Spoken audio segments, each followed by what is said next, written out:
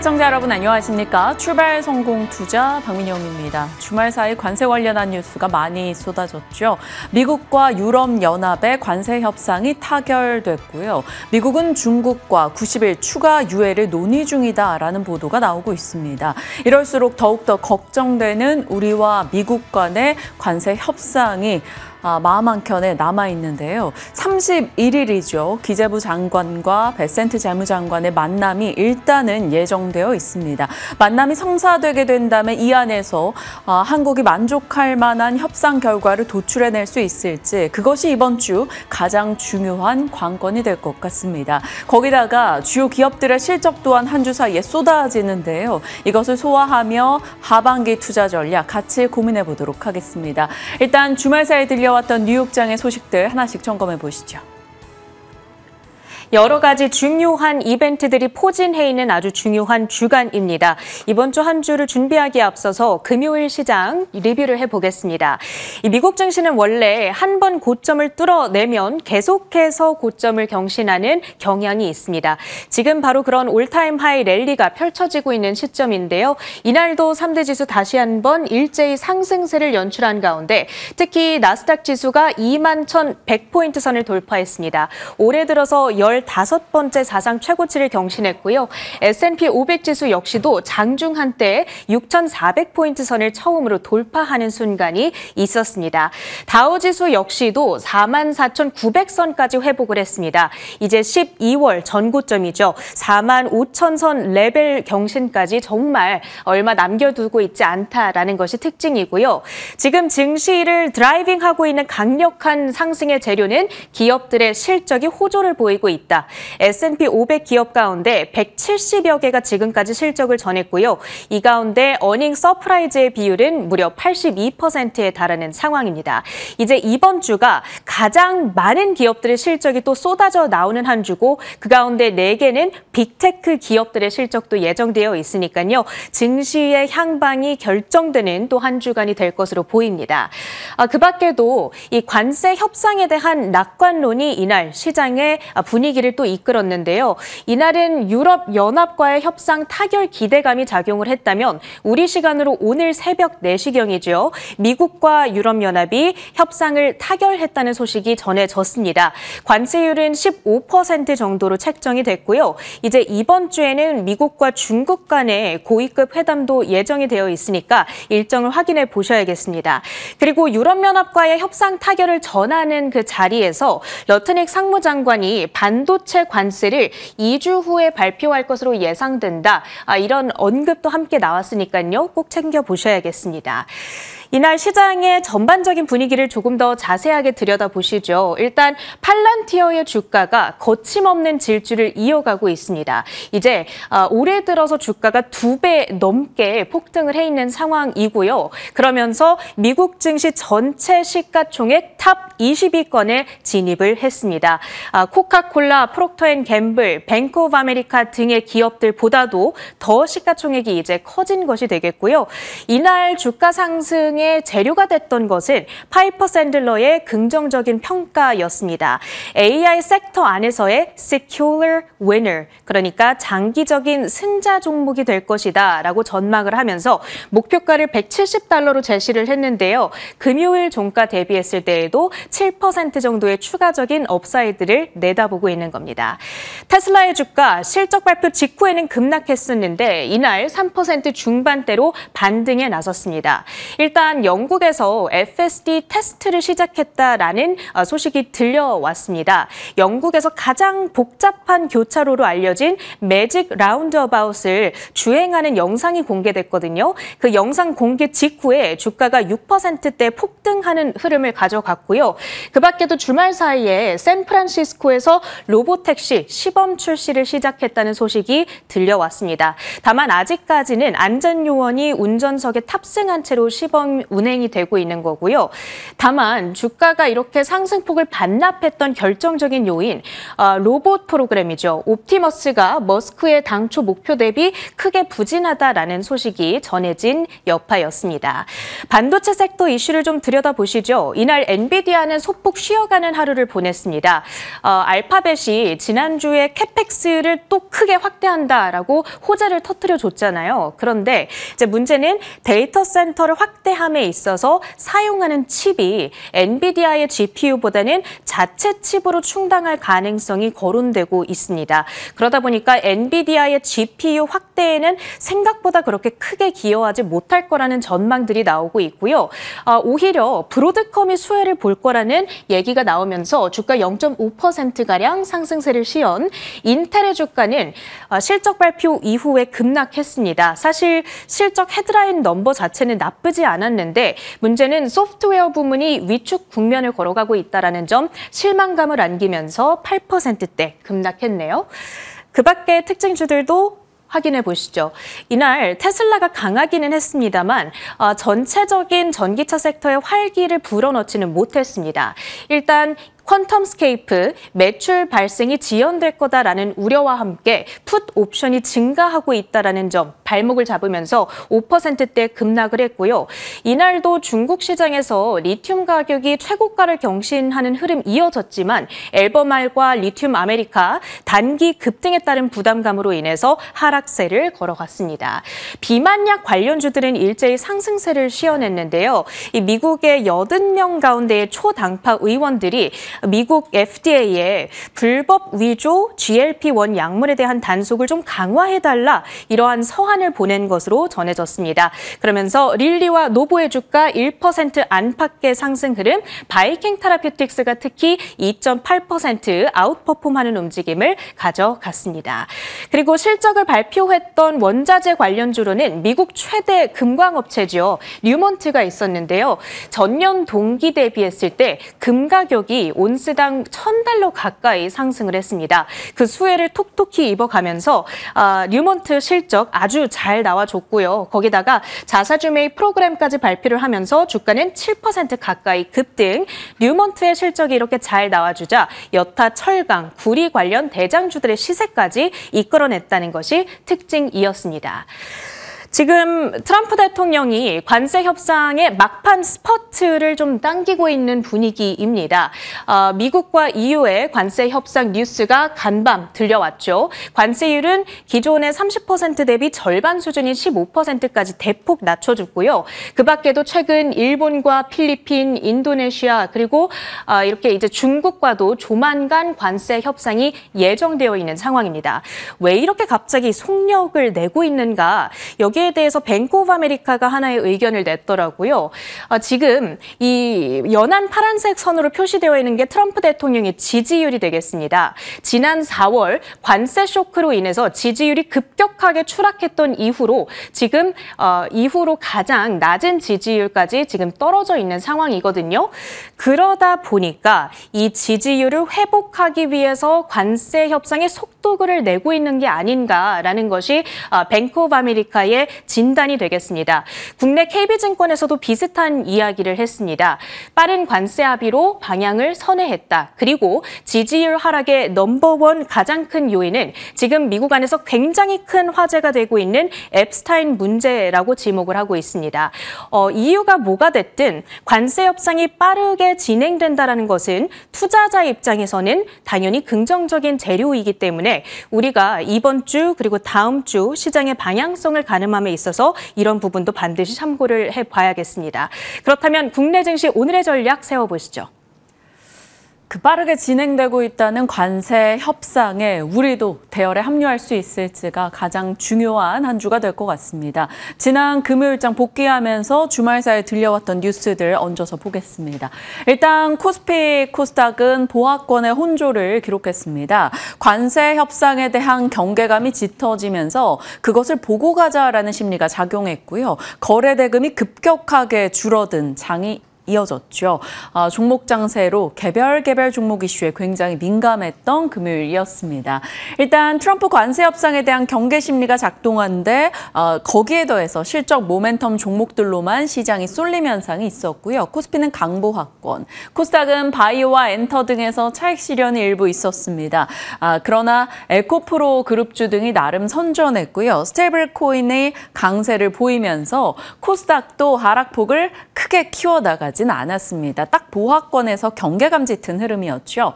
섹터별로 봤을 때는 조선, 방산, 이 키워드는 결국 관세 무풍 쪽으로 관심이 집중됐다라는 것을 이날 확인할 수 있었습니다. 그 전 거래일에 한화엔진의 실적이 좋았다라는 점 같이 짚었었죠. 그리고 관세 협상 카드로서 조선의 역할에 대한 기대감이 높았습니다. 한화오션의 주가는 또다시 강하게 상승 흐름을 나타냈고요. 한화엔진도 12%의 급등을 기록하면서 조선주들의 강세가 함께 이어지고 있습니다. 조선 섹터에 대한 밸류 부담 논란은 계속되고 있는데 미국의 관세 불안이 또다시 등장하면서 하나의 카드로서의 역할을 해주고 있죠. 일단 지난 금요일에 나왔던 신조선가는 소폭 오르면서 끝나기는 했습니다. 자, 방산도 볼까요? 태국과 캄보디아의 국경 충돌이 격화되고 관세 협상 카드로서 국방 예산이 늘어날 수 있다라는 얘기가 나오면서 일부 방산주들 견주했고요.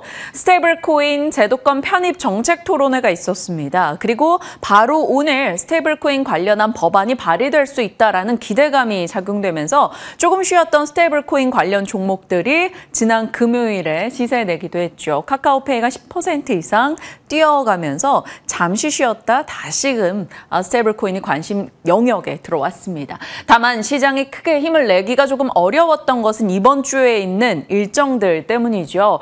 7월 30일 FOMC 그리고 관세 변수가 어떻게 진행될지 모른다라는 점, 그리고 세제 관련한 정책 부담, 주말 사이에서도 굉장히 논란이 많았죠. 정부 측에서는 빠르게 일단 구체적으로 확정된 사안이 없다라고 입장을 밝히곤 있습니다만 시장의 불안이 계속되고 거래 대금이 줄어들고 코스닥 쪽이 힘을 내지 못하는 것은 분명히 세법 개정안 관련한 키워드가 들어가 있을 겁니다. 그리고 미국의 고용지표, 또 아마존, 애플, 메타, 마이크로소프트 등의 실적도 예정돼 있죠. 제일 마지막 부분에 실적과 일정 한 번 더 짚어보도록 하겠습니다.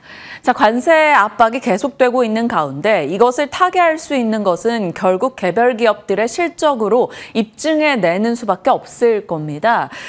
전력의 대장으로서 전력왕 효성중공업이 또다시 어닝 서프라이즈를 기록했습니다. 7월 15일 방송 기억하시나요? 효성중공업 미국에서 초고압 차단기 쇼티지에 대한 언급이 나오고 있는데 국내에서 이 시장 1위가 효성중공업이기 때문에, 그리고 초고압 변압기까지 고려했을 때 수혜가 예상된다라는 점을 소개해드렸던 바가 있었습니다. 그런데 국내 1위 업체로서 수혜가 예상된다 할 때 당시의 목표가가 118만 원이었었거든요. 그런데 지난 금요일 시간 외에서 이 가격을 이미 넘어섰습니다.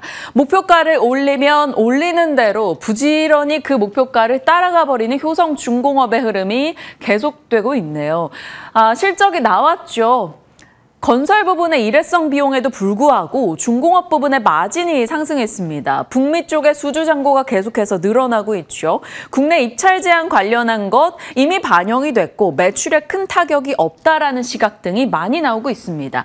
미국의 전압기, 변압기 그리고 초고압 차단기에 대한 수요가 계속된다라며 오늘 아침 기준 하나증권에서 목표가를 150만 원으로 올렸고요. 유안타에서도 150만 원으로 황제주는 멈출 이유가 없다라는 타이틀을 달기도 했습니다. 자, 외신에서는 어땠을까요?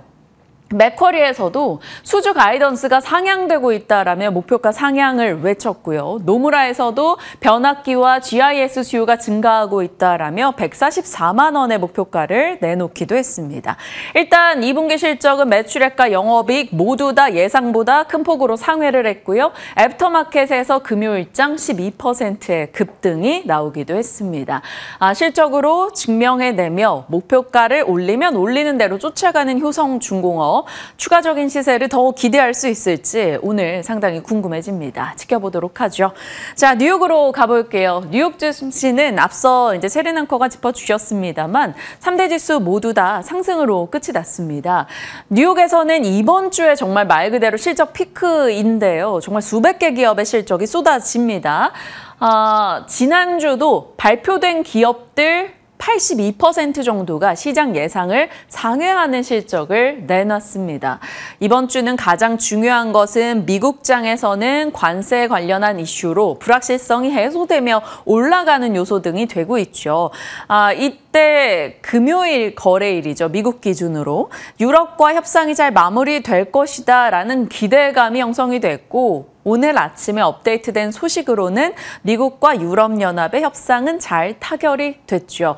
이러한 기대감 속에 미국장은 올라설 수 있었고요. 개별 특징주로 봤을 때는 테슬라가 가장 눈에 띄었습니다. 자율주행 모멘텀이 곳곳에서 강화됐죠. 샌프란시스코에서 로보택시를 출시한다라는 기대감, 런던의 고난이도 교차로에서 주행을 했다라는 점, 중국에서 자율주행 테스트 최고 점수를 받았다라는 소식 등이 있었습니다. 다만 옵티머스 개발 관련한 프로그램은 조금 속도가 더디다라는 지적이 있었죠. 그래서 상승폭을 더 키워나가지 못했습니다만 테슬라 그래도 3%의 상승을 기록했습니다. 그 밖에는 금, 철강, 구리 가격의 상승 속에 관련한 종목들이 오름세를 기록했다라는 점, 이 정도 특징주로 살펴볼 수 있겠고요. 반도체는 필라델피아 반도체 지수 보합권 정도였기 때문에 뚜렷하게 미국장 시세로는 그리 의미 있지는 않았습니다. 가장 눈에 띄었던 특징주로는 테슬라를 꼽아볼 수가 있겠죠. 자, 중요한 것은 이번 주 우리 입장에선 가장 중요한 관세 위크라는 것입니다. 미국과 무역 협상을 타결한 국가들 영국, 일본, 베트남, 인도네시아, 필리핀 그리고 유럽연합까지 추가된 상황이죠. 유럽연합이 자동차 관세율 15%를 얻어냈습니다. 일본도 자동차 관세율 15%. 그렇다면 우리 입장에서는 미국으로 수출하는 3대 자동차 국가가 바로 유럽연합, 일본, 한국입니다. 그런데 아직까지는 도요타도 BMW도 전부 다 15% 상호관세인데 현대차, 기아는 25% 수준인 것이죠. 그렇기 때문에 협상이 잘 마무리되지 못한다면 자동차 섹터에는 상당히 큰 부담이 될 수 있습니다. 그래서 더욱더 중요해지는 게 되겠죠. 자, 유럽연합은 엄청납니다. 7,500억 달러 미국산 에너지를 구매하고 기존 투자권 외에 6천억 달러의 추가 투자를 하고 막대한 규모로 미국의 무기를 사주고 반도체 장비나 특정 농산물 등등에 대해서는 서로 무관세를 합의한 상황이죠. 유럽연합의 반도체 장비라고 하면 ASML이 딱 떠올리실 겁니다. 이 부분이 굉장히 중요한 협상 카드가 됐었구나라는 것을 확인할 수가 있네요.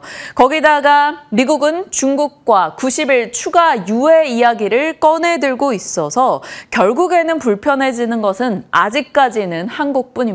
낙동강 오리알 신세가 되지 않도록 우리도 좋은 결과가 잘 도출됐으면 좋겠습니다. 일단 자동차 진영은 협상이 어떻게 되는가가 굉장히 중요해 보이는 순간이네요. 자, 관세 위크이고요. 한국이 버저비터를 이뤄낼지 궁금합니다. 31일에 구윤철 기재부 장관과 베센트 재무장관의 회담이 예정되어 있죠. 이 안에서 어떤 이야기들이 오고 갈까요? 미국이 우리에게 바라는 것들, 우리가 줄 수 있는 것들, 그 사이에서 굉장히 고민이 깊어집니다. 일단 대미 투자요. 미국은 4천억 달러 투자를 원하고 있습니다. 우리는 1,000억 달러를 제시할 예정이었었고요. 이것에 대해서 일각의 보도에 따르면 2천억 달러 정도를 고려하고 있다라는 얘기가 나오고 있죠. 그리고 소고기나 쌀 쪽에 원령 제한을 완화한다던가 아니면 쿼터로 인해서 쌀을 수입하는 비용을 늘린다던가 이런 조정에 대한 얘기가 나오고 있고 조선과 원전 등 한국이 갖고 있는 기술력을 중심으로 협력을 해낼 수 있다라는 얘기도 있습니다. 알래스카 LNG 투자 이야기, 방위비 분담금, 에너지 수입, 국방비 증액 여러 가지 카드가 오고 가게 되겠죠. 자동차 진영은 앞서 부담 요소가 있다라는 점 기억해 주시고 조선과 원전 그리고 강관, 소고기, 쌀 관련해서는 국내에서 일부 트레이딩이 돌 수 있다라는 점 기억하고 가겠습니다. 자, 일단 가장 중요한 한국의 카드로 쓸 수 있는 것은 뭐니 해도 조선업일 겁니다. 그 이슈로 꽤 많은 상승을 이뤄내기도 했는데 추가 상승이 있을 수 있을까요? 일단 SK증권에서는 비중 확대 의견을 내고 있습니다. 정부 측에서는 조선 분야, 미국이 굉장히 높은 관심을 갖고 있기 때문에 이것을 협력 카드로 잘 쓰겠다라는 입장이죠. 미국 내 상선이나 함정, 조선 소설립 혹은 투자를 할 계획 혹은 한국에 대해서 서해에 미국 해군 MRO 기지를 건설할 것을 미국이 원하고 있다라는 점을 고려해 봤을 때 조선 섹터의 일부 힘이 되는 요소이겠죠. 그리고 필리조선소에 이어서 오스탈 US에 대한 기대가 하나그룹으로 몰리고 있고요. HD 현대 미포를 비롯한 조선사들 기대감이 꽤 커지고 있습니다. 조선업 밸류체인은 제조사로는 이 정도, 그리고 엔진이 한화엔진, STX 엔진, 인화전공 등의 부품까지 체크할 수 있을 거고요. 알래스카 키워드로 본다면 LNG 강관주들, 동양철관, 넥스틸 등이 들어가겠죠. 해양방사는 HJ중공업, 선박 유지보수인 HD 현대마린솔루션, 기자재에서는 당연히 보냉제와 피팅 밸브 등이 체크가 될 겁니다. 자, 이런 밸류체인 내에서는 우리가 정말 익숙할 만큼 많이 짚어봤었으나 또다시 이런 내러티브가 강화되고 있다라는 점에서 조선업이 관심을 받게 될지 아니면 언제든 또 밸류 부담을 이유로 조정이 나올 여지가 있어서 참 선택지에 대한 고민은 깊어집니다. UBS 측에서는 삼성중공업에 대해서 투자 의견을 하향하기도 해서 이 밸류와 스토리 간의 싸움이 계속 이어지지 않을까 싶네요. 지켜보도록 하죠. 조선 섹터이고요. 자동차 진영이 현대차, 기아, 전기차 이런 쪽에서 좀 부담을 받게 된다면 2차 전지에 잘 나가던 분위기에 찬물을 끼얹게 될까요? 어떨지 궁금합니다. 일단 지난주에 2차 전지를 복귀해 본다면 코스피 대비 훨씬 더 좋았다라는 것을 기억하실 겁니다. 7월 상승 업종으로는 거의 2차 전지가 1위라고 하네요. 외국인의 2차 전지 매수세도 유입되고 있죠. LG엔솔, LG화학, 첨보는 일주일 사이에 12% 정도 올랐고요. 동아기업, 에코프로 이런 기업들 역시나 주가 강세를 나타내기도 했죠. 그 상승의 기저에는 중국에서 탄산리튬 등에 대한 감산 이슈가 있었고요. 그로 인한 리튬 가격의 반등이 이들 상승에 힘을 실어줬습니다. 공급 과잉이 해소될 수 있다라는 기대감이 등장한 거죠.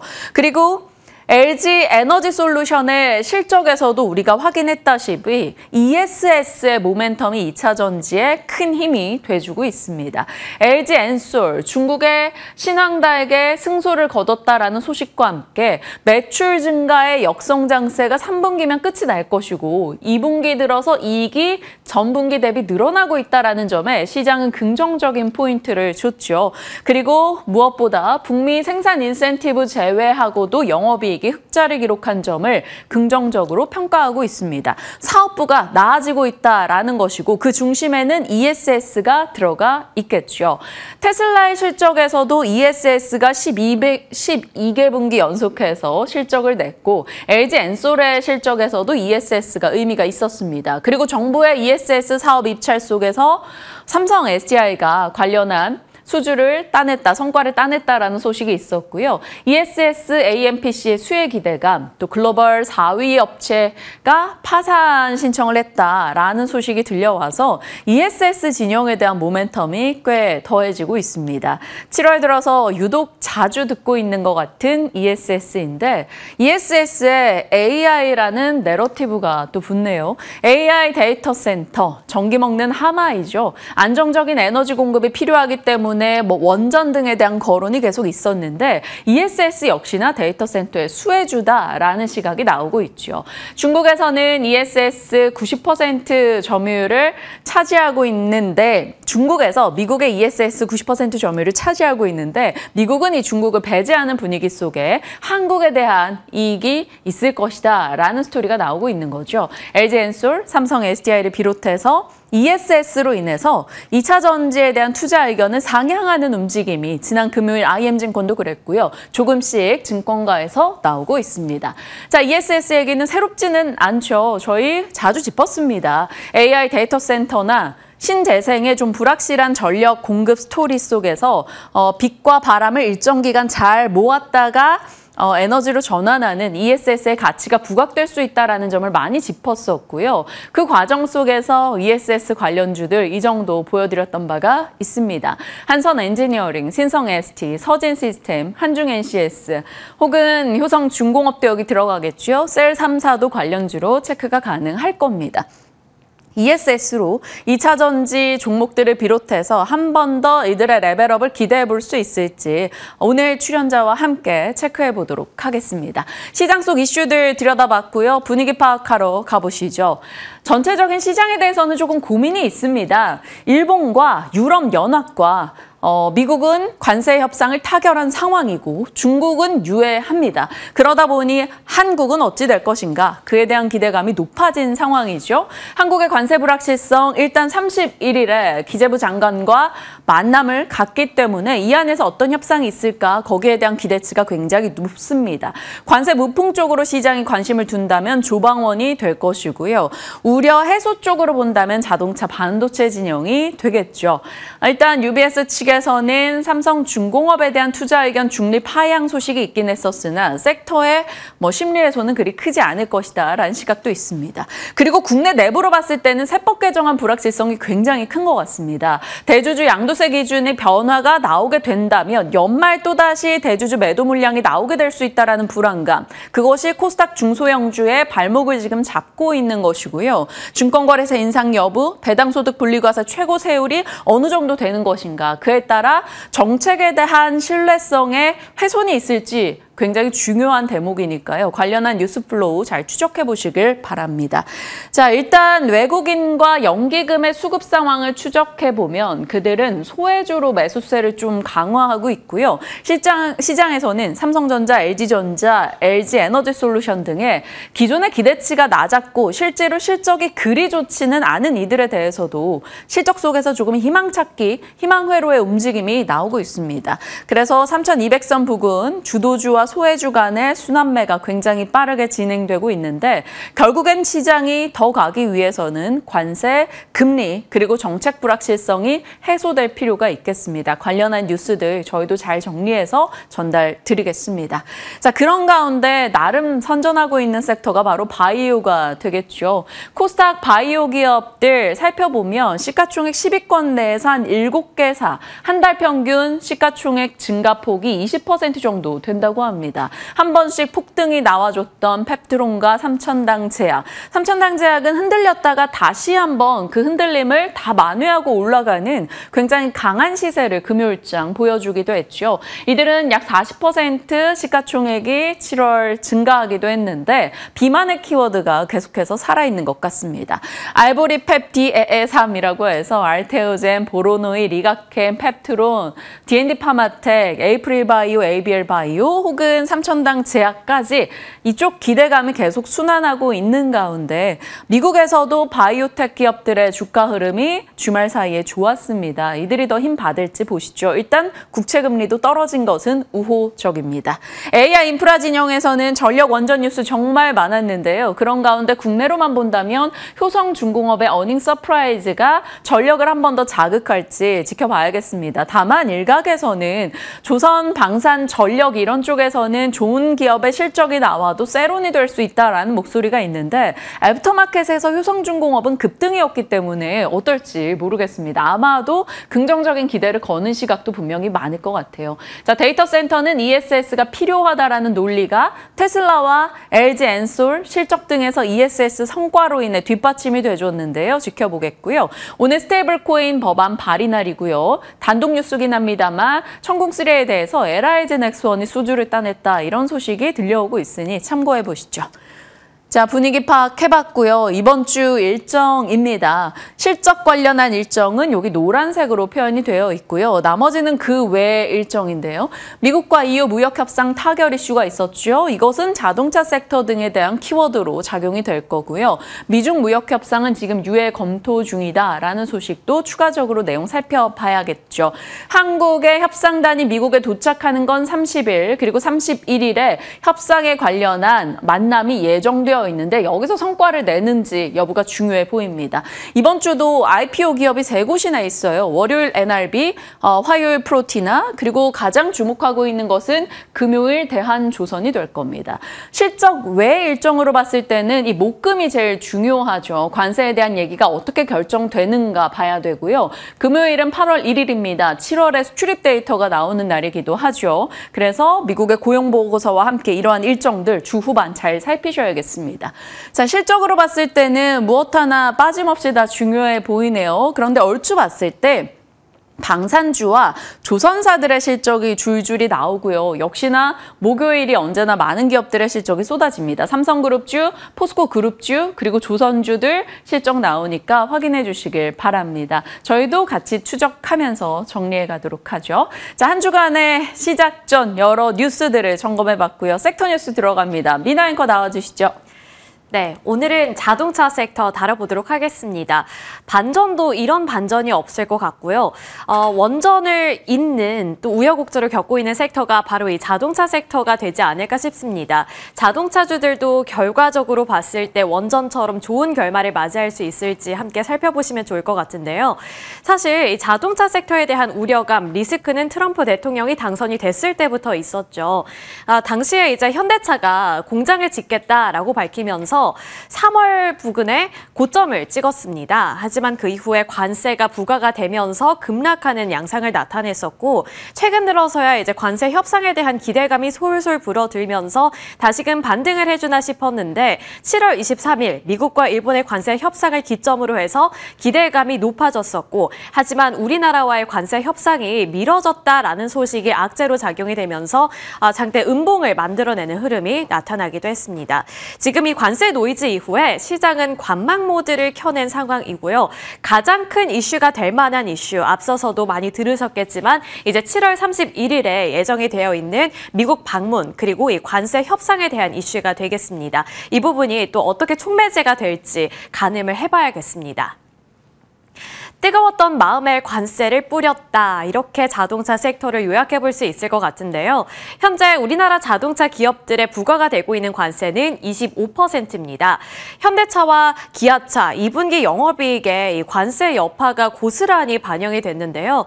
영업이익이 전년 대비 현대차는 15.8%, 그리고 기아차는 24.1% 감소하면서 관세 영향이 생각했던 것보다 컸구나. 이것을 실감할 수 있었던 대목이었습니다.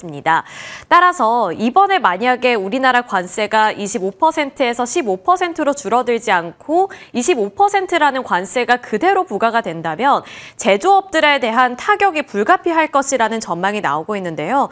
특히나 현대차와 기아 같은 완성차 기업들 같은 경우에는 지금 일본이 관세 협상이 타결이 되면서 25%에서 15%까지 관세가 낮아진 만큼 가격 경쟁력을 잃을 수도 있다는 부담을 안게 됐습니다.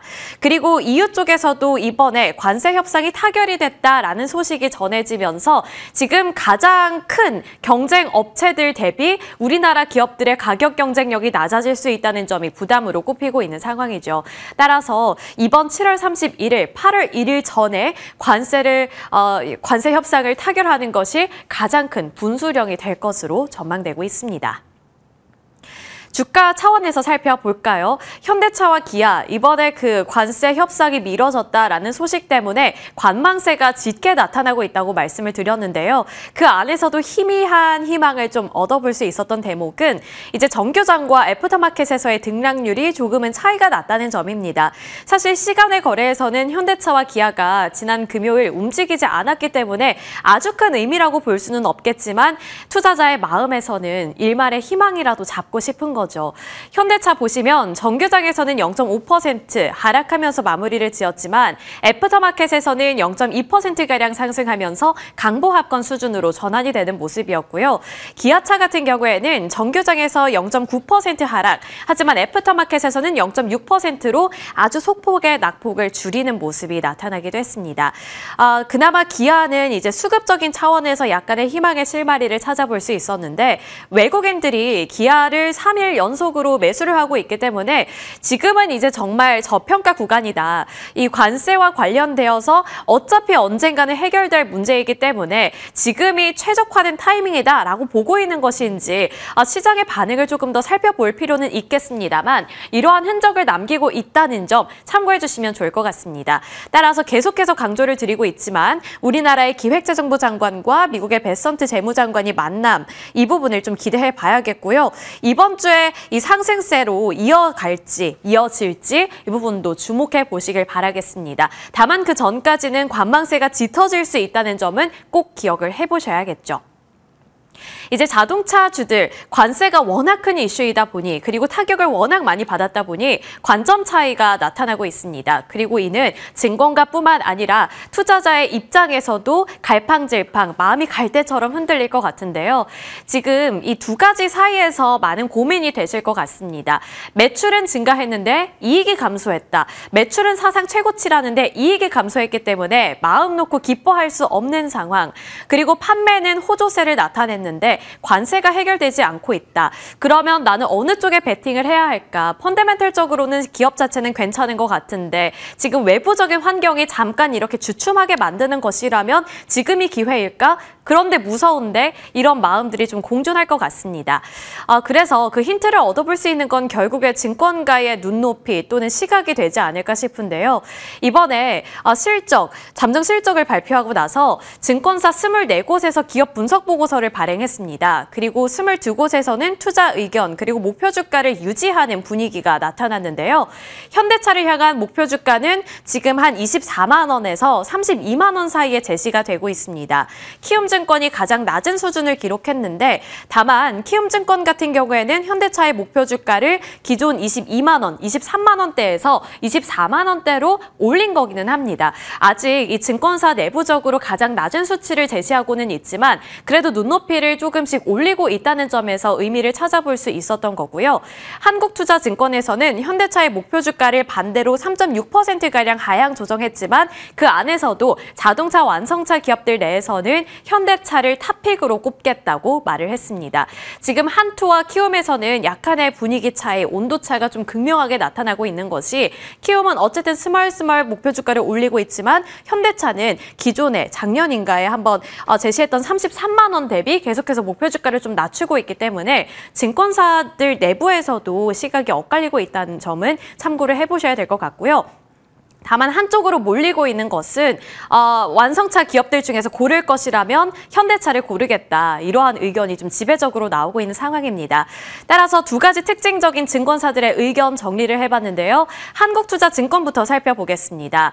예상과 동일한 관세 영향이었지만 우리가 생각했던 것보다 영업이익은 예상치를 상회했기 때문에 이 부분은 긍정적인 것 같다라는 코멘트를 살펴볼 수 있었습니다. 그리고 하반기 같은 경우에는 아무래도 수익성 둔화가 우려가 된다. 따라서 이번에 영업이익 생각보다 좋았던 것은 긍정적이지만 아직까지는 타격을 받을 것 같다. 이 부분을 우려 포인트로 짚어내고 있었고요. 다만 긍정적인 쪽은 상반기에 미국 시장 점유율이 지속적으로 확대가 되고 있고 하반기에 기대해 볼 수 있는 점은 핵심 모델 팰리세이드를 출시할 것이기 때문에 견조한 점유율을 유지할 것으로 전망이 된다. 이렇게 긍정적인 쪽과 우려스러운 부분을 모두 다 짚어냈습니다. 따라서 이제 시장이 어느 쪽에 베팅을 할지는 좀 지켜봐야겠죠. 그래서 지금 뭔가 내가 결단을 내리기보다는 이러한 두 가지 시각이 공존하고 있다는 점을 안내해 드리도록 하겠습니다. 그리고 키움증권에서는 24만 원으로 목표 주가를 소폭 상향했다고 말씀을 드렸는데요. 키움증권은 그래도 긍정적인 쪽을 조금 더 많이 조명을 하고 있는 분위기였습니다. 2분기에 이 HMG MA 신공장, 미국의 신공장 지은 곳에서 2.2만 대 출하량 수출량이 기록이 됐다. 그리고 이 부분은 상당히 긍정적인 것 같다라고 보고 있었습니다. 그리고 기대 이상 우호적인 환율과 기여도도 여기서 찾아볼 수 있었기 때문에 키움증권은 조금 더 긍정적인 쪽에 베팅을 하고 있다는 점 참고해 보시면 좋을 것 같고요. 정리를 해보자면 현대차 같은 경우에는 영업이익은 둔화했지만 증권사에서 추정했던 것보다는 괜찮았다. 그리고 이 부분은 솔직히 좀 좋은 것 같아 라고 말을 하고 있는 거고, 다만 관세 영향은 해결이 되어야 한다라고 보고 있는 만큼 관망세는 좀 지속이 될 수 있다는 점은 꾸준히 좀 추적 관찰해 보셔야겠습니다. 자, 이제 그리고 도미노 효과에 대해서 알아볼 텐데요. 현대차가 이번에 컨퍼런스 콜에서 단계적으로 부품 소싱 변경을 추진하겠다라고 밝혔습니다. 중장기적으로 전략적인 부품 현지화를 추진할 계획이다라고 밝혔는데, 지금 영업이익 감소분 중에 20%가 부품에 부과되는 관세이기 때문에 이제 미국 현지에서 조달하는 방안을 마련하겠다고 밝힌 상황입니다. 따라서 이러한 조치는 결국에 우리나라 부품사들 쪽으로도 부담이 될 수밖에 없는 상황인데요. 작년 대미 자동차 부품 수출액은 역대 최대치를 기록했고, 그중에서 현대차와 기아 쪽으로 보내지는 이 부품 수출액이 60%에서 70%가량 아주 큰 비중을 차지하고 있었습니다. 그리고 국내 부품업계의 납품액 또한 현대차와 기아가 차지하고 있는 점유율 자체가 90%를 넘기는 수준으로 굉장히 강했던 만큼 현대차와 기아가 현지에서 부품을 조달하는 방안을 추진하게 된다면 우리나라 부품사들 쪽의 실적도 많이 낮아질 수 있다는 점, 그 부분이 또 하나의 리스크 포인트로 잡히고 있는 만큼 부품주에 대해서는 사실 증권가에서는 긍정적인 의견을 내놓고는 있거든요. 하지만 실질적으로 타격을 받을 수 있다는 점은 계속해서 좀 고려를 해보셔야겠습니다. 지금 현대차와 기아 내에서도 사실 현대차가 조금 더 긍정적인 시각이 많이 나오고 있습니다. 그 이유는 컨센서스를 상회했기 때문인데, 지금 이제 관세와 관련해서 31일에 업데이트가 되는 만큼 그동안 지켜보셨다가 어떠한 전략을 마련해야 할지, 최적의 타이밍은 언제가 될지 저희와 함께 전략 세워보시길 바라겠습니다.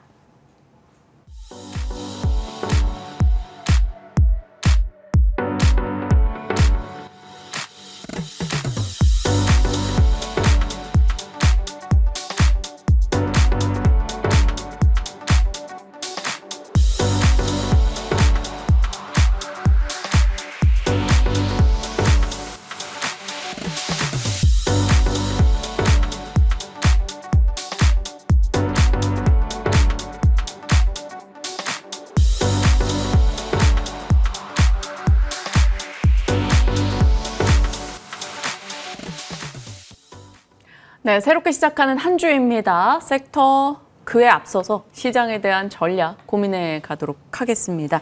자, IBK 투자증권 함정남 차장님과 함께 전략 챙겨보도록 하겠습니다. 어서 오세요. 안녕하세요. 안녕하십니까. 주말 사이에 조금 관세 관련한 뉴스 등이 많이 쏟아졌습니다. 미국과 유럽연합 상호 관세 협상을 최종 결정을 내렸어요. 15%로. 그리고 자동차 쪽도 15%. 유럽이 어마어마한 돈을 미국에 투자하고 에너지를 사주고 또 무기를 사주고 이러한 협상 소식이 들려왔습니다. 자, 유럽연합과 일본이 순차적으로 이런 선택을 하면서 약간 우리에게 허들이 높아지고 있다라는 생각도 들고, 7월 31일 이제 기재부 장관과 베센트의 만남이 어찌게 될지 가장 중요해 보이네요. 생각보다 빨리 진짜로 8월 1일 전에 글로벌 국가들이 해결을 해나가고 있는 모습입니다. 트럼프의 본심은 관세 자체를 많이 때리는 것이 아니라 자국의 투자를 많이 유치하는 거, 리쇼링으로 전략을 압박했더니 별로 마음에 안 들어. 그래서 이거 기업과 상대할 것이 아니라 나라랑 상대를 해야겠구나 해가지고 정부 지출을 유도하는 것. 이 안에는 내심 주말 내내 제가 고민한 것은 자세히 말씀드리면 너무나 긴 얘기지만 제 느낌에는 미국이 혼자 빚잔치를 하고 있잖아요. 지금 재정 부채도 워낙 늘어서 이거에 대해서 빚을 부채 한도를 아예 없애버리려고 하면서 빚잔치를 앞으로 계속 해나가야 될 때 이 미국의 빚잔치에 너희들도 다 함께 참여해라. 유럽에다가는 그 국방비를 예산을 GDP 대비 5%까지 올리는 부분도 다 채권 발행해야 되는 것이고, 유럽이 미국에다가 투자해야 되는 금액 지금 뭐 6천억 달러로 보여지죠. 7,500달러치 물건을 사주고, 이 투자하는 부분도 결국 빚잔치고, 일본도 마찬가지고, 우리나라도 지금 한국 너네 할 수 있지 않냐. 너네가 위기는 가계부채인데 정부부채 늘려서 너네도 우리 글로벌 빚잔치에 동참하라라는 압박 속에서 우리나라가 어떤 카드를 만들어갈 수 있을지 네. 일단은 그 안의 내용을 우리나라는 어떤 상황인가라는 데서 좀 내용을 들여다보면 기재부 장관, 산업부 장관 우리나라, 미국은 재무부 장관, 상무장관이 만나서 2대2로 만나고 했던 것은 일단은 뭐 지연이 됐지만 네. 그 안에서 기재부와 재무부의 만남이 이제 떨어진 거지 상무부는 만나고 있어서 협상이 진행되고 있었잖아요. 이 부분에 대해서 그때 만남이 어그러졌었던 부분을 31일에 만나겠다라는 이야기가 나와서 이 정도면 밑에서 우리나라의 산업부 장관과 상무부 장관의 합의가 어느 정도 그래도 이제 좀 가이드라인이 나온 것은 가닥은 잡은 것 아니겠느냐라는 기대감 또한 상존해 있는 상황이지 않을까라는 네. 생각이 듭니다. 이 안에서 좀 예민한 부분이 있다면 이 안을 들여다보면 우리나라가 온라인 플랫폼 규제에 대해서 풀어줄 수 있느냐 하는 것과 소고기 연령 제한을 반드시 철폐해야 된다라는 미국 쪽 입장을 우리나라가 받아줄 수 있겠냐. 실제로 1,000억 달러 우리가 들고 갔었는데 이걸 2,000억 달러 정도 증액하는 것은 큰 문제는 저는 개인적으로 아니다라고 보여집니다. 어쨌든 글로벌 빚잔치에 동참할 우리나라만 빚이 늘어난다면 모르겠습니다만 어쨌든 우리나라 순채권국에서 미국 쪽에다가 안 그래도 어차피 투자를 해야 되는데 그것이 정부가 실질적으로 건설하는 것이 아니라 기업에다가 보증을 서는 부분도 포함되어 있기 때문에 이것보다는 그 외의 해법들에 대해서 소고기, 쌀, 온라인 우리나라가 쌀 수입하기가 어렵잖아요. 현실적으로. 이 부분에 대해서 어떻게 해법을 찾아갈 수 있을지 저 부분에 대해서 미스나는 부분을 조선으로 방산으로 커버할 수 있을지가 핵심 키포인트일 텐데 네. 어쨌든 결론부터 말씀드리면 31일에 최종으로 만나겠다라고 하는 부분은 그래도 어느 정도 가이드라인이 잡혀 있지 않겠느냐. 거기서 베센트 장관이 왔었는데 안 되면 그 또한 미국 쪽에서도 좀 답답할 수 있다라는 점 또한 염두에 둔다라고 한다면 일단은 너무나도 한국만 너무 압박을 받고 있는데 여기에 뉴스에 초점을 맞춰지는 것보다는 그래 일단은 우리나라만 하는 것이 아니니까 일단은 투자하겠다고 해놓고 이후에 천천히 투자를 해나가면서 다른 국가들과 눈치를 보면서 하는 전략을 짜는 가능성이 있다라는 점에 오늘 시장이 좀 초점이 맞춰지지 않을까 저는 조심스럽게 이렇게 좀 보고 있지만 이것이 아니더라도 이번 주에 굵직한 이벤트가 굉장히 많아요. 맞아요. GDP, 고용보고서 거기에 FOMC 있잖아요. FOMC는 뭐 이번에 동결은 거의 기정사실이지만 이 고용과 소비 발표했죠. 나쁘지 않았죠. 근데 이제 고용에서는 좀 다양한 해석이 나올 수 있단 말이에요. 이 부분에 대해서 파월 연준 의장이 뭐라고 말할 수 있을지라는 부분도 염두에 둬야 되고 소비는 좋게 나왔는데 경기 안 좋다 뭐 이렇게 말해버리면 또 스태그라는 단어가 시장에서 감돌 수 있게 되는 시장 네. 분위기가 만들어지거든요. 그것과 관련돼서 꼭 우리나라 자체적으로는 관세 협상이 어떻게 진행되는지가 가장 앞단에 든 이슈. 하지만 미국 시장을 본다 하더라도 이번 주에 치고 달리기는 어려울 것 같다. 관망 정도의 전제로 한 시장 대응 전략을 일단은 저는 시장을 바라보고 있습니다. 네. 그러면 관망하는 시장관으로 각 여러 뉴스들을 잘 취합해서 내가 갖고 있는 종목들 섹터의 포지션에 대한 매매 전략을 고민해 볼 필요는 있을 것 같은데 조선은 어떻게 판단하고 계실지 궁금해요. 사실 SK증권에서는 비중 확대 의견입니다. 미국과의 협상 카드로서 조선의 역할도 있겠지만 조선 섹터들이 보여주는 숫자 입증에 대한 기대치도 굉장히 높아요. 그래서 기자재까지도 함께 다 같이 긍정의 의견들이 나오고 있는데 조선주 비중을 지금 늘리기 적합하다 보십니까? 업황에 대한 뷰는 뭐 이견이 있을 수 없는 섹터입니다. 그리고 미국이 한국과 협상을 한다 하더라도 야 그럼 니네 조선 수입 못해 이렇게 할 수 있는 상황이 아니기 때문에 그런데 지난주 막바탕에 이제 올라왔었던 섹터들을 보면은 금융주 금요일 날 좋았죠. 은행주들 좋았습니다. 그 다음에 조선 그리고 지난주 막판에 방산 전력기기 네. 이것이 원래 강했었던 섹터였고 우리가 관세와 관련돼서 좀 무관하게 자체적인 호재로서 매력을 이어갈 수 있는. 그래서 조방원이라는 단어보다는 저는 조방전이 맞다라고 봐요. 네, 조방전이 맞다라고 보는데 어쨌든 이것과 관련돼서 관세에 대해서 조금 노이즈가 나오니까 2대2 합의가 무산되는 순간부터 이쪽이 강세를 보였거든요. 그런 관점에서 볼 때 만약에 관세 협상이 나온다라고 한다면 조선주 섹터가 끝났다 이렇게 말씀드릴 상황은 아닙니다만 지금 단기적으로 전략을 짜야 되는 저의 입장에서는 협상이 나온다라고 한다면 분위기가 또 바뀔 수도 있다라는 점. 조선주 자체에서는 트레이딩 이상은 저는 지켜볼 수 있다라고 생각을 하거든요. 그런데 이번 주에는 워낙 다양한 이슈들이 나올 수 있어서 그렇다라고 여기서 지금 관세 협상이 우리가 미끄러질 것이다. 더 추가적으로 유예가 된다. 이런 관점에서 볼 때 조선주가 더 좋다. 이렇게 말씀드리는 좀 어렵잖아요. 그런 관점에서 이번 주에 조금 이쪽에 대한 뉴스 팔로우에 따라서 만약에 우리가 관세 협상을 15%로 딱 만약에 일본과 똑같이 만들어낸다고 한다면 자동차 쪽으로 좀 무게중심이 갈 가능성도 있거든요. 그래서 그런 뉴스 플로우에 따라서 조선주가 어떻게 움직이는 예의주시한 홀드 전략을 저는 가져가 보고 있습니다. 네. 업황과 장기 스토리의 훼손은 아니겠지만 매매 측면에서 단기적으로는 뉴스나 수급 관련한 이슈 속에 너무나 많은 것이 엮일 수 있다라는 거죠. 자동차가 뭐 유럽이나 일본이 다 15%라 우리가 어떻게 되는지가 굉장히 중요할 것 같은데 이게 기대로 작용되면 당연히 긍정인데 만약에 엎어질 경우는 또 걱정이라서 자동차 보유자분들은 정리를 하는 게 맞아요? 아니면 들고 가는 게 맞아요? 비중이 너무 많다면 비중 조절은 하셔야겠죠. 지금은 이렇게 어떤 한 섹터에 다 갖고 있기가 그럴 필요가 없는 시장이지 않습니까? 그런 것들의 시나리오를 전제로 한 너는 자동차 지금 어떡할래? 저는 지금 홀드 전략을 갖고 있고요.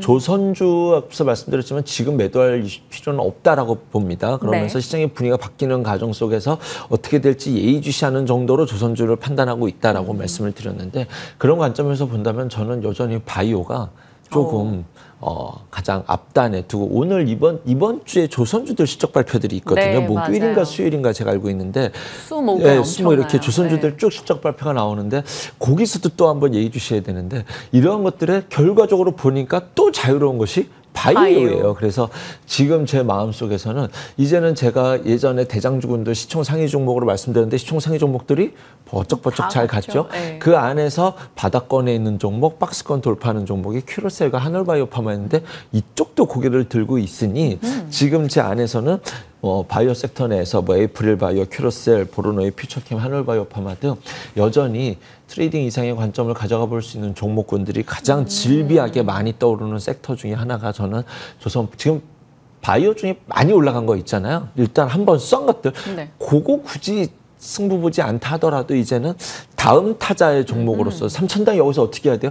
삼천당 뭐 괜찮을 것 같은데 굳이 이격이 벌어진 삼천당보다는 신규 매수 관점에서 그렇죠. 이번에 새롭게 다음 타자로서 준비해 볼 수 있을 만한 종목들도 충분히 질비하다라는 관점으로 바라보고 있습니다. 에이프릴바이오, 큐로셀, 보로노인 등등의 이제 후발 때도 충분히 기억해 볼 수 있겠다라는 입장입니다. 에이프릴바이오는 제 기억에는 오늘 또 보유예수 물량이 약간 있습니다. 뭐 한 20% 정도 됐던 것 같은데 요것과 관련해서 얼마나 또 잘 소화하고 가주는가를 지켜보도록 하죠. 바이오 진영까지 시장 흐름 속에 저희가 같이 파악을 해봤고요. 이제 스테이블 코인 법안 발의 일정이 오늘 있기는 합니다. 그래서 지난 금요일에 관련한 종목들이 올라가기도 했어요.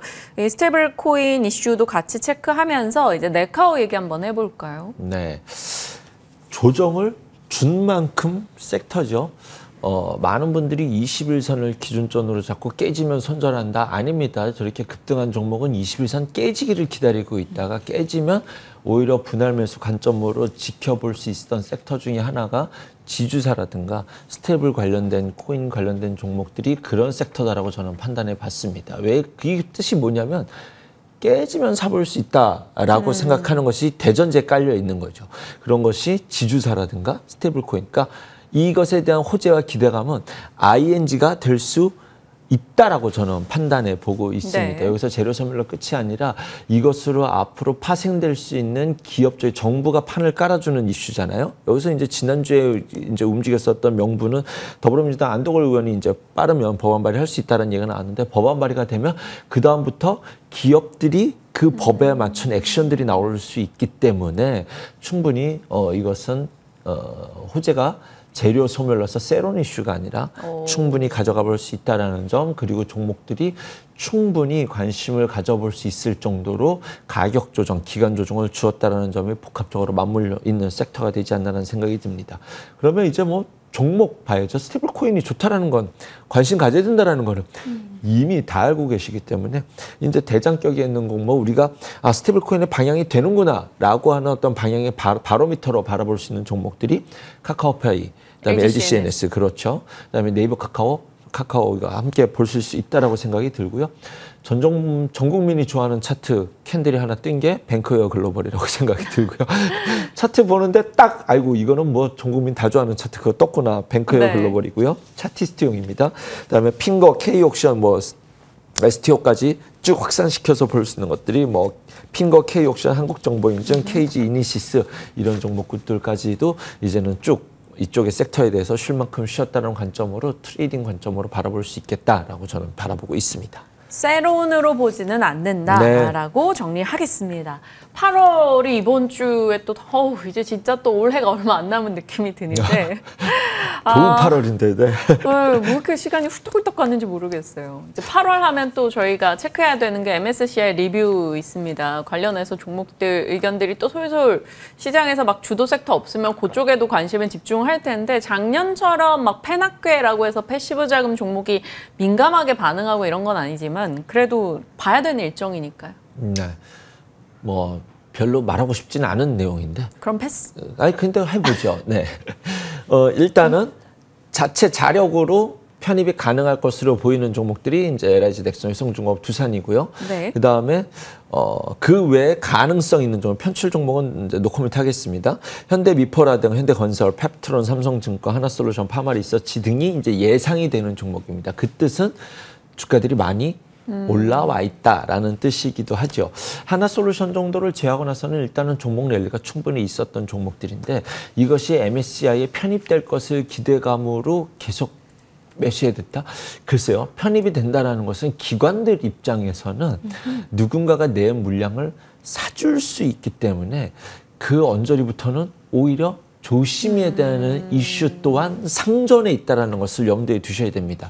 지금 미국 시장 S&P 500을 놓고 보면은 시총 상위 종목들 중에서 S&P 500에 편입되지 않은 종목들이 주가 탄력도 훨씬 더 좋게 높게 올라오고 있습니다. 그런 종목들이 대표적으로 로빈후드, 로블룩스, 코어이브, 마이크로 스트래티지. 이것이 어떤 분들은 이제 개인들이 좋아하는 시총상위 종목, 그 말도 일리가 있어요. 네. 하지만 이것을 제외한다 하더라도 S&P 500은 시총상위 500개 종목 중 이렇게 추려놓은 거지 않습니까? 산업을 대표하는. 그런데 이제 그것 대비해서 그 외 종목들, 시총은 순위 200위 안에 있지만 뭐 200위까지도 찾아본다 하더라도 S&P 500에 포함되지 않은 종목들이 좋다는 것은, 첫 번째는 S&P 500에 편입될 가능성이 있다는 점, 두 번째는 패시브 매도에서 자유롭다는 거거든요. 즉 누군가는 기계적으로 매도할 수 있는 리스크에서 자유롭다는 거거든요.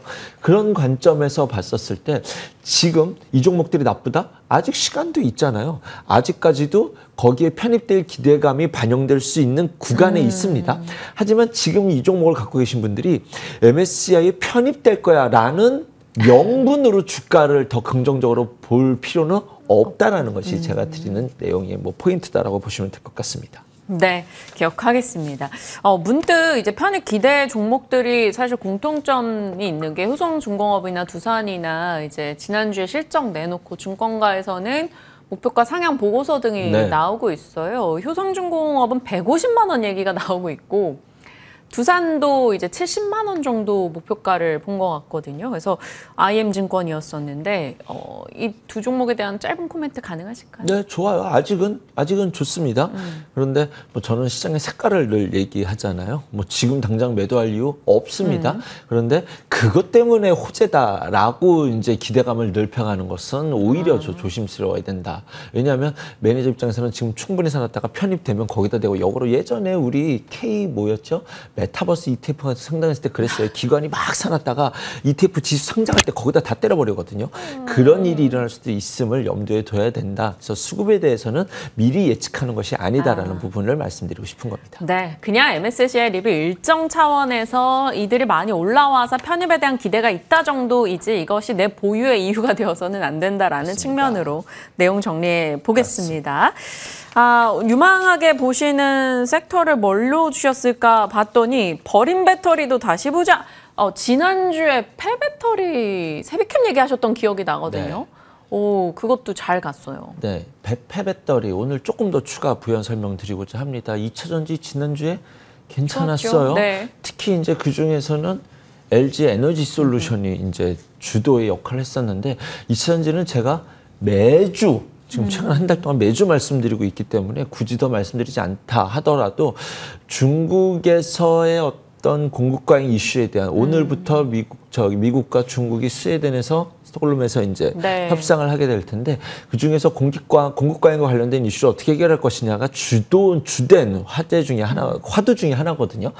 그것과 관련돼서 중국이 공급 과잉을 어떤 해결하는 부분에서 이쪽 전기차도 틀림없이 좀 우리나라가 지극히 이렇게 짓눌렸었던 부분에서 또 하나의 해소가 될 수 있는 기대감이면은 틀림이 없다라고 생각이 듭니다. 그러면서 지난주에 뭐라고 말씀드렸냐면 2020년도에 코로나 팬데믹 때 2차전지가 강하게 올라왔었을 때 이제 폐배터리는 약간 후발주자로 올라왔었거든요. 맞아요. 왜냐하면 아직 전기차 팔지도 않았는데 폐배터리 얘기하는 좀 미르잖아요. 그때 제가 준비했던 데이터에 뭐라고 나와 있냐면 2025년부터는 폐배터리가 나올 수 있으니 그거에 대한 기대감도 이렇게 장이 좋을 때는 올라갈 수 있습니다. 하는데 지금 2025년도잖아요. 네. 그런 관점에서 볼 때 지금 2차 폐배터리 관련된 주들은 제 느낌이 그럴지 모르지만 에코프로보다 탄력이 좋아요, 지금. 에코프로 BM이 좀 이 방향을 치고 나갔으면 저 지금도 매우 기대감을 갖고 바라보고 있습니다, 이천지 쪽에서는. 근데 이쪽보다는 이쪽이 좀 더 자기만의 매력을 갖고 있지 않나라는 생각이 드는데 지난주에 이런 얘기 나왔어요. 이제 한국경제인협회에서 정부 지원 필요하다 이거 굉장히 커나가는 사업이고 우리나라가 반드시 준비해져야 되는 사업이니 정부 쪽에서 이거를 좀 방안을 마련하자. 정부도 안건을 만들어줬고 여야가 마음을 하나로 돼 있습니다.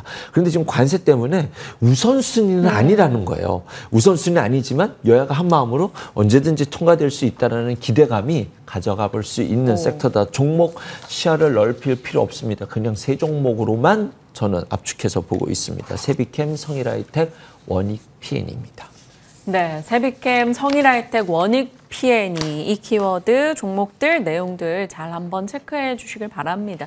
7월 21일에는 살짝 맛보기로 이제 세비캠 얘기를 좀 더 해주셨었던 기억이 있는데 당시 기준으로 최고가 기준 상승률이 벌써 20%입니다. 3년 전 함정남 차장님의 뷰도 다시 보기를 해봐야 되는 뭔가 인사이트를 계속해서 주고 계시기 때문에 저희가 장기 혹은 또 매매 차원에서 아이디어를 많이 얻어가게 되는 것 같아요. 잘 살피면서 대응해 보도록 하겠습니다. 자, IBK 투자증권 함정남 차장님과 시장 전략 챙겨봤습니다. 고맙습니다. 감사합니다.